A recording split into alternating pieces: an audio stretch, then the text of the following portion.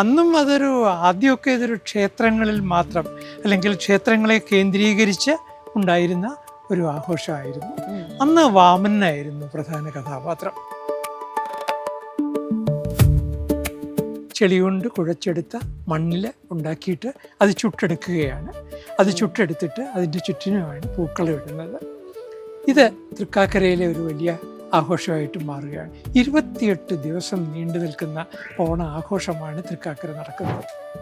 നമ്മൾ വിചാരിക്കുന്നത് പോലെ ഈ പുരാണത്തിലെ മഹാബലി അല്ല മഹാബലി. ഇപ്പോൾ ഈ അടുത്ത കാലത്ത് ഞാനൊരു വീഡിയോയിൽ കണ്ടു, കായംകുളം രാജാവാണ് മഹാബലി എന്ന് പറഞ്ഞിട്ട്. ഞാൻ അദ്ദേഹത്തിൻ്റെ ഭാവനയെ ഞാൻ അഭിനന്ദിക്കുന്നു. പക്ഷെ അദ്ദേഹം ഒരു കാര്യം ഓർക്കണം, അങ്ങനെ പറയുന്ന ഒരാൾ ഒരു കാര്യം ഓർക്കണം, ലെജൻഡ് എന്ന് പറയുന്നത് ഒരിക്കലും അതേപടി ചരിത്രമല്ല. ഈ തിരുവനന്തപുരത്തെ ഓണക്കളവും മധ്യ കേരളത്തിലെ ഓണക്കളവും തമ്മിലുള്ള വ്യത്യാസം പറയാം. മധ്യ കേരളത്തിൽ ഈ നേരത്തെ പറഞ്ഞ പോലെ തൃക്കാക്കരയപ്പൻ്റെ സ്തൂപികയുണ്ട്. അത് കഴിഞ്ഞ് മാദേവരുടെ ഒരു സ്തൂപികയുണ്ട്. മാദേവർ എന്ന് പറയുന്നത് തൃക്കാക്കരയുള്ള മഹാദേവനാണ്. എല്ലാവർക്കും നമസ്കാരം. ഇന്ന് നമ്മോടൊപ്പം ഉള്ളത് എഴുത്തുകാരനും ചരിത്രകാരനുമായ ഡോക്ടർ MG ശശിഭൂഷണാണ്. നമസ്കാരം സർ. നമസ്കാരം. ഇപ്പോൾ ഓണക്കാലമാണ്. ഓണത്തെ സംബന്ധിച്ച് ഒരുപാട് കഥകൾ ഇറങ്ങുന്ന കാലം എന്നുകൂടി അതിനെ വിശേഷിപ്പിക്കാം. ശരിക്കും ഓണം എന്താണ്? ഞാൻ ഈ അടുത്ത കാലത്തെ വീഡിയോസിൽ ശ്രദ്ധിക്കാറുമ്പോൾ അടുത്ത കാലത്ത് പുറത്തിറങ്ങിയിട്ടുള്ള വീഡിയോസ് ശ്രദ്ധിക്കാറുണ്ട്. അപ്പോൾ ഓണത്തെപ്പറ്റി പുതിയ പുതിയ കഥകൾ വരികയാണ്. അത് വളരെ തമാശയായിട്ട് തോന്നി. ആർക്ക് വേണമെങ്കിലും ഓണത്തെപ്പറ്റി കഥകൾ ഉണ്ടാക്കാം, അതിനുള്ള സ്വാതന്ത്ര്യവുമുണ്ട്. പക്ഷേ ചരിത്രത്തിന് നിരക്കാത്ത കഥകൾ അപകടകരമാണെന്ന് വിശ്വസിക്കുന്നയാളാണ്. ഓണം നമ്മുടെ കേരളത്തിലെ ദേശീയ ആഘോഷമാകുന്നത് എന്നു മുതലാണ് എന്ന് നമുക്ക് ഏകദേശം പറയാൻ സാധിക്കും. ഒരു 9-ാം നൂറ്റാണ്ട് 10-ാം നൂറ്റാണ്ട് കാലത്താണ് ഓണം നമ്മുടെ ദേശീയ ആഘോഷമായിട്ട് മാറുന്നത്. അന്നും അതൊരു ആദ്യമൊക്കെ ഇതൊരു ക്ഷേത്രങ്ങളിൽ മാത്രം അല്ലെങ്കിൽ ക്ഷേത്രങ്ങളെ കേന്ദ്രീകരിച്ച് ഉണ്ടായിരുന്ന ഒരു ആഘോഷമായിരുന്നു. പണ്ഡിതന്മാരെ ആദരിക്കുകയായിരുന്നു അന്നത്തെ ഓണത്തിലെ പ്രധാന ചടങ്ങ്.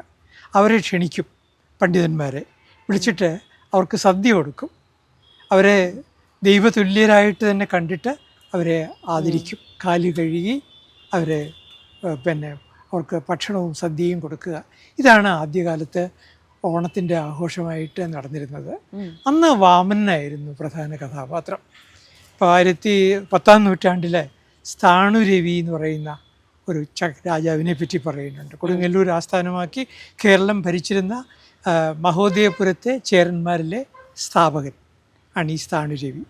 അദ്ദേഹത്തിൻ്റെ കാലത്ത് തിരുവാറ്റുവായി എന്ന് പറയുന്ന ഒരു ക്ഷേത്രം തിരുവല്ലയ്ക്കടുത്താണ്, ശിവക്ഷേത്രമാണ്. അവിടെ നിന്നാണ് നമുക്ക് ആദ്യമായിട്ട് ഓണത്തെ പറ്റിയുള്ള ഒരു ലിഖിതം കിട്ടുന്നത്.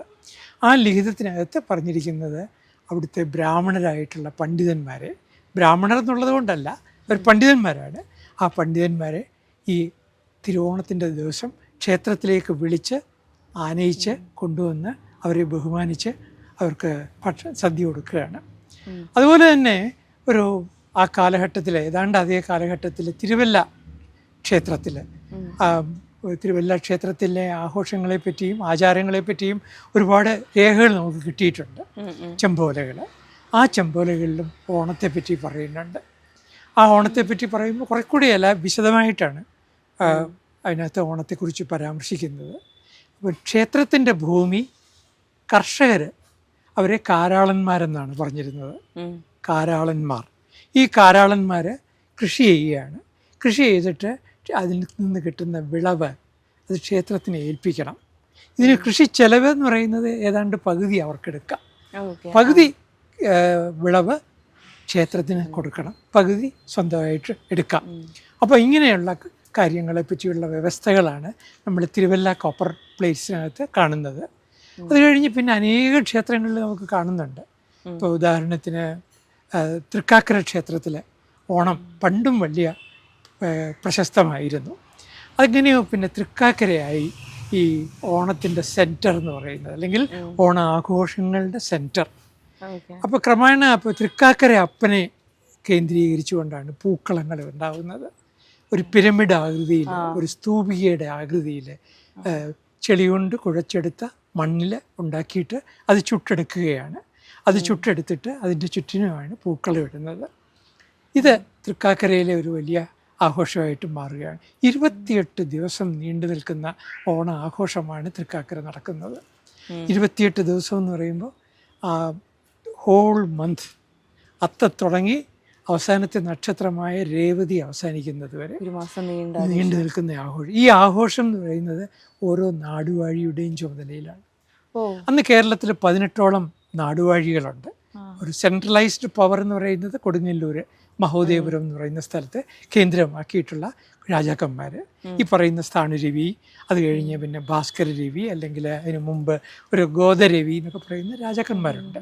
ഈ രാജാക്കന്മാരുടെ കാലത്ത് ചെറിയ ചെറിയ നാടുവാഴികളാണ് പ്രാദേശികമായിട്ട് ഭരിച്ചിരുന്നത്. ഇപ്പോൾ വേണാട് ഭരിച്ചിരുന്നത് വേണാട്ടടികളാണ്. അതുപോലെ തന്നെ ഈ വേമ്പനാട് ഭരിക്കുന്നു, അത് വേമ്പനാട്ടിലെ രാജാവാണ് ഭരിക്കുന്നത്. ഈ രാജാക്കന്മാർ ഓരോരുത്തരും തൃക്കാക്കര വന്ന് ഓണം നടത്തുകയാണ്. ഒരു ദിവസത്തെ ഓണാഘോഷം എന്ന് പറയുന്നത് ഒരു നാടുവാഴിയുടെ ചുമതലയാണ്. ഇനിയാണ് ഓണത്തിന് ഈ കാലത്തൊരു ഷിഫ്റ്റ് വരികയാണ്. വാമനൻ പതുക്കെ പതുക്കെ പതുക്കെ പിൻവാങ്ങുന്നു. പിൻവാങ്ങിയിട്ട് മഹാബലി പതുക്കെ പതുക്കെ മുന്നിലേക്ക് വരികയാണ്.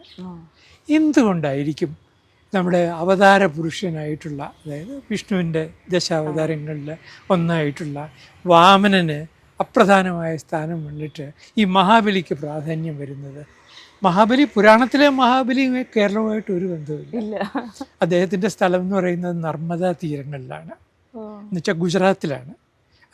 ഗുജറാത്ത് മഹാരാഷ്ട്ര ആ ഭാഗത്തായിട്ടാണ്. അപ്പം പരശുരാമത്തിൻ്റെ കഥയും ഒക്കെ എഴുതിയിട്ടുള്ള മറ്റേ നമ്മുടെ KM മുൻഷി കഥകൾ എഴുതിയിട്ടുണ്ട്. അതിനകത്തൊക്കെ കൃത്യമായി പറയുന്നുണ്ട്. അതല്ലെങ്കിൽ തന്നെ പുരാണങ്ങളിലും നമുക്ക് കൃത്യമായിട്ട് നമുക്കറിയാം ഈ പറയുന്ന കേരളവുമായിട്ട് മഹാബലിക്ക് ഒരു ബന്ധവുമില്ല.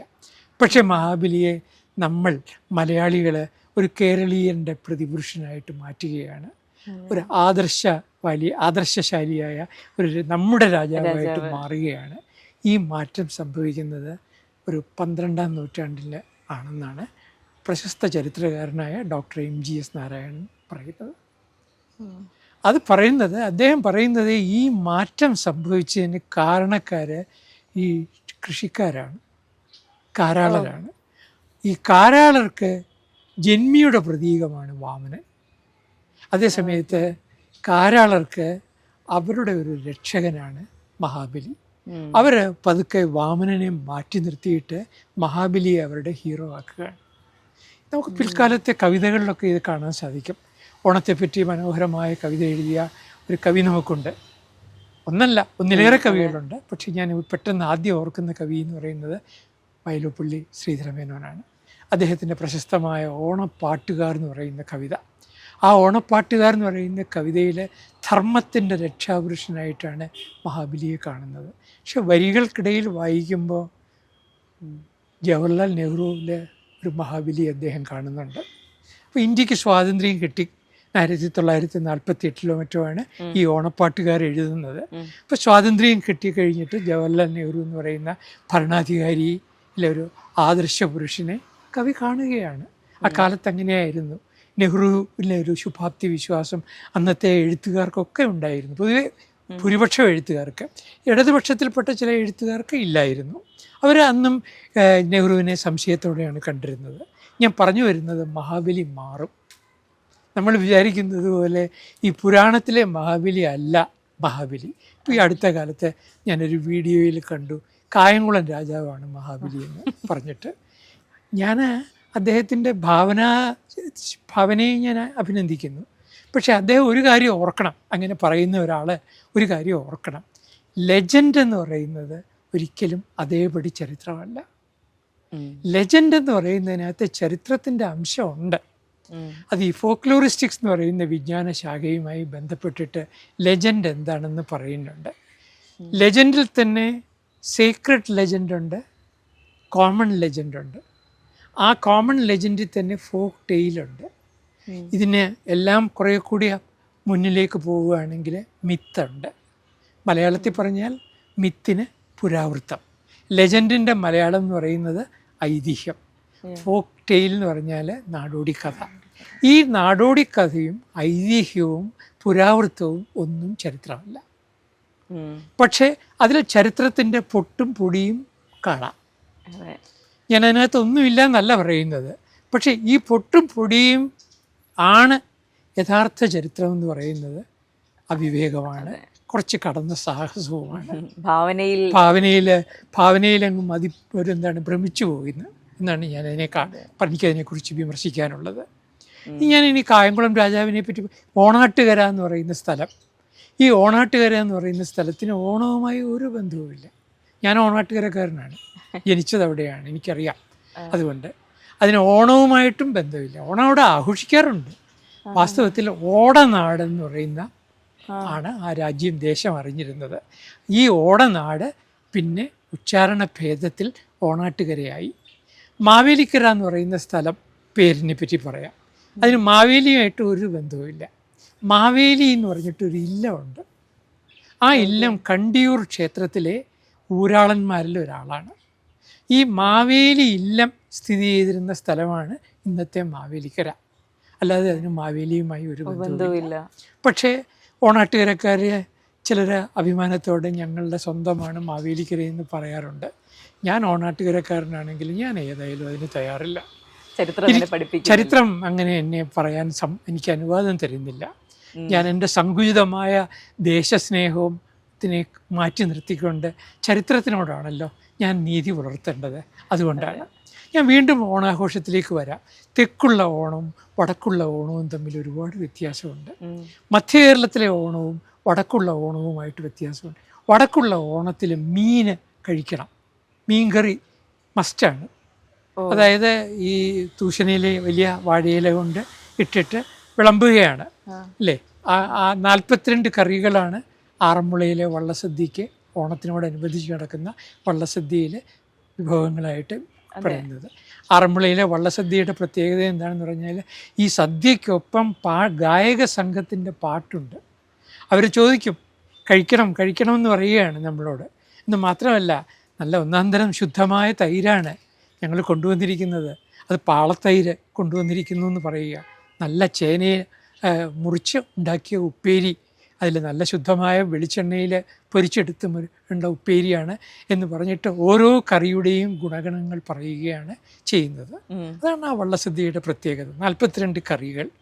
ഞാൻ പറഞ്ഞു വരുന്നത്, ഈ 42 കറികളിൽ ഒരു സസ്യേതരമായ കറിയും അവിടെ വിളമ്പാറില്ല. മധ്യ കേരളത്തിൽ എവിടെയും വിളമ്പാറില്ല. എന്നാലോ കണ്ണൂരിൽ ചെന്നാലോ, കണ്ണൂരിൽ അവിടെ മീൻകറിയുണ്ട്. പക്ഷേ ഒരിക്കലും ഇറച്ചിക്കറി വിളമ്പിയിരുന്നില്ല. ഗോമാംസവും അവർ നിഷിദ്ധമായിട്ട് തന്നെയാണ് മലയാളികൾ മുൻകാലത്ത് കണ്ടിരുന്നത്. പിന്നീട് അറേബ്യൻ കോണ്ടാക്റ്റ് വന്നു. അറബികൾ മത്സ്യത്തിന്റെ പ്രാധാന്യം എന്ന് വെച്ചാൽ മലയാളിക്കും മത്സ്യം നിഷിദ്ധമല്ല. ഇപ്പം ബംഗാളിൽ അങ്ങനെയല്ലേ, ജലപുഷ്പം എന്നാണ് പറയുന്നത് മത്സ്യത്തിന്. ബ്രാഹ്മണരവിടെ മീൻ കൂട്ടാറുണ്ട്, സന്യാസിമാർ മീൻ കൂട്ടാറുണ്ട് ബംഗാളിൽ. പക്ഷേ വൈഷ്ണവ സന്യാസിമാർ മീൻ കൂട്ടാറില്ല. അപ്പോൾ വൈഷ്ണവ മതത്തിൻ്റെ പ്രചാരത്തോടു കൂടിയാണ് ഈ തൃക്കാക്കരയപ്പൻ്റെ പ്രാധാന്യം വരുന്നത്. ആ സമ്പ്രദായം അനുസരിച്ചിട്ടാണ് മധ്യ കേരളത്തിൽ ഈ സസ്യ ഏതരമായ ഭക്ഷണങ്ങൾ ഓണത്തിൻ്റെ വിഭവങ്ങളിൽ നിന്ന് എടുത്തു മാറ്റുന്നത്. ഞാൻ പറഞ്ഞു വരുന്നതിൻ്റെ ചുരുക്കം, പ്രാദേശികമായിട്ട് ഈ ഓണം വിഭിന്നമായ രീതിയിലാണ് ആചരിച്ചിരുന്നത്. ഇനി തിരുവനന്തപുരത്തെ ഓണക്കളവും മധ്യ കേരളത്തിലെ ഓണക്കളവും തമ്മിലുള്ള വ്യത്യാസം പറയാം. മധ്യ കേരളത്തിൽ ഈ നേരത്തെ പറഞ്ഞ പോലെ തൃക്കാക്കരയപ്പൻ്റെ സ്തൂപികയുണ്ട്. അത് കഴിഞ്ഞ് മാദേവരുടെ ഒരു സ്തൂപികയുണ്ട്. മാദേവർ എന്ന് പറയുന്നത് തൃക്കാക്കരയുള്ള മഹാദേവനാണ്, ശിവനാണ്. അതുകൂടാതെ മകത്തടിയൻ എന്ന് പറഞ്ഞിട്ട് ഒരു ഇതുണ്ട്. ഈ മകത്തടിയൻ എന്ന് പറയുന്നത് മഹാബലിയാണ്. മഹാബലിയുടെ മകനാണെന്ന് പറയുന്നുണ്ട്, അല്ല മഹാബലിയാണെന്ന്. ഈ മകത്തടിയൻ എന്ന് പറയുന്നത് ചിലയിടത്ത് വെറുതെ ഒരു ചെളി ഇങ്ങനെ ഉരുട്ടി വയ്ക്കും. ഇനി വേറെ ചിലയിടത്താണെങ്കിലോ അതും സ്തൂപികയുടെ രീതിയിലാണ്. അപ്പോൾ ഒരു സ്തൂപികയ്ക്ക് ചുറ്റും പൂക്കളമുണ്ട്, 3 സ്തൂപികകൾക്ക് ചുറ്റും പൂക്കളമുണ്ട്, 2 സ്തൂപികകൾക്കും മകത്തടിയനും ചുറ്റിനും പൂക്കളമിടാം. ഇനി ആ പൂക്കളുടെ കാര്യമോ, ചെമ്പരത്തി, അതുപോലെ തുമ്പ, അതുപോലെ മുക്കുറ്റി, ഇതൊക്കെയായിരുന്നു പഴയ കാലത്തെ പ്രധാനപ്പെട്ട പൂക്കൾ. ഇന്ന് ആ സ്ഥാനത്തിന് മുഴുവൻ ഈ പറയുന്ന തോവാളയിൽ നിന്ന് കൊണ്ടുവരുന്ന പൂക്കൾക്കായി പ്രാധാന്യം, ജമന്തി പൂക്കൾ. ജമന്തി പൂക്കൾക്കായിട്ട് പ്രാധാന്യമായി. ഞങ്ങൾ ഈ ഓണക്കളവൊക്കെ ഓണപ്പൂക്കള മത്സരമുണ്ട്. അപ്പോൾ പലപ്പോഴും അതിൻ്റെ വിധികർത്താവായിട്ട് പോകാൻ സന്ദർഭം കിട്ടിയിട്ടുണ്ട്. അപ്പോഴാണ് അത്ഭുതപ്പെടുത്തിക്കൊണ്ട് നിറം കലർത്തിയ ഉപ്പുകളാണ് ഉപ്പിട്ടിരിക്കുന്നത്. അപ്പോൾ അവസാനം ഒരു ഇൻസ്ട്രക്ഷൻ തന്നെ കൊടുത്തു. ടൂറിസം ഡിപ്പാർട്ട്മെൻറ്റിന് ഞങ്ങളെല്ലാവരും കൂടി എഴുതി കൊടുത്തു, ഈ പൂക്കളത്തിൽ പൂക്കളല്ലാതെ വേറെ ഒന്നും പാടില്ല.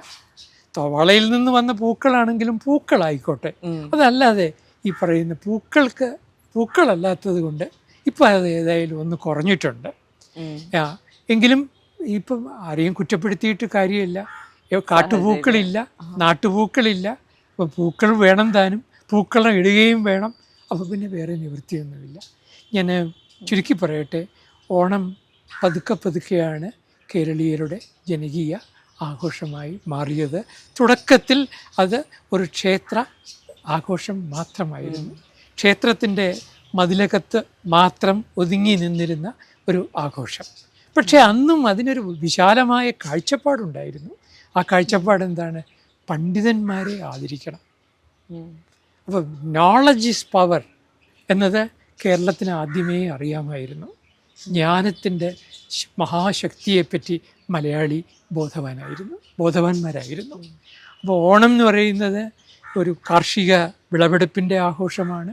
അതുപോലെ തന്നെ ജ്ഞാനികളായിട്ടുള്ള ആളുകളെ ആദരിക്കുന്നതിനുള്ള സന്ദർഭവുമാണ്. സ്വാഭാവികമായി ഓണത്തെ ചുറ്റിപ്പറ്റി ഒരുപാട് പുരാവൃത്തങ്ങളും ഉണ്ടാവും. ആ പുരാവൃത്തങ്ങളെ അതേപടി ചരിത്രമായി കാണരുത്. എനിക്കൊന്ന് പഠിക്കുന്ന കുട്ടികൾക്ക് പോലും ഇത് കൃത്യമായ കഥയിലല്ല പഠിക്കുന്നത് എന്നുള്ളത്. അതെ, ഈ പാഠപുസ്തകങ്ങൾ തയ്യാറാക്കുന്നവരും ഇക്കാര്യത്തിൽ കുറേ കൂടി ജാഗ്രത കാണിക്കണം. അവരിൽ ഒരു കമ്മിറ്റി ആയിരിക്കും പലപ്പോഴും ഉണ്ടാക്കുന്ന ഈ ഒരു പാഠപുസ്തകങ്ങൾ സെലക്ട് ചെയ്യുന്നത്. അവർ ഓണത്തെപ്പറ്റിയുള്ള ഒരു കഥ കിട്ടി, ആ കഥയെ അത് ആവർത്തിക്കുന്നു. ഓണത്തെപ്പറ്റി ഒരുപാട് പഠനങ്ങൾ ഉണ്ടായിട്ടുണ്ട്, ചരിത്രകാരന്മാരുടെ പഠനങ്ങൾ ഉണ്ടായിട്ടുണ്ട്. ഞാൻ എല്ലാം വായിച്ചിട്ട് ആണ് ഈ ഏറ്റവും നമുക്ക് സ്വീകാര്യമായിട്ടുള്ള ഒരു പഠനമാണ് നമ്മുടെ ഈ അഭിമുഖ സംഭാഷണത്തിൽ ഞാൻ അവതരിപ്പിച്ചത്.